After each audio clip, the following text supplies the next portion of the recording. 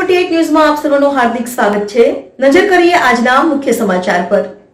286 દિવસો બાદ આખરે સુનિતા વિલિયમ્સ બુચ વિલમોરની પૃથ્વી પર ઘર વાપસી થઈ છે। ભારત જ નહીં, આખી દુનિયા 9 મહિના એટલે કે લગભગ 286 દિવસથી જેની આતુરતાથી રાહ જોઈ રહી હતી તે ક્ષણ આખરે આવી ગઈ। ગુજરાતની દીકરી, ભારતનું ગૌરવ સુનિતા વિલિયમનું સફળતાપૂર્વક આગમન થતાં સમગ્ર વિશ્વમાં ખુશીની લહેર ઉઠવા પામી છે। ત્યારે સુરત જિલ્લાના બારડોલીના બ્લુ ડોટ રેસ્ટોરન્ટના ઓનરે આ પ્રસંગે આવનાર તમામ ગ્રાહકોને મોઢું મીઠું કરાવી ખુશી વ્યક્ત કરી હતી।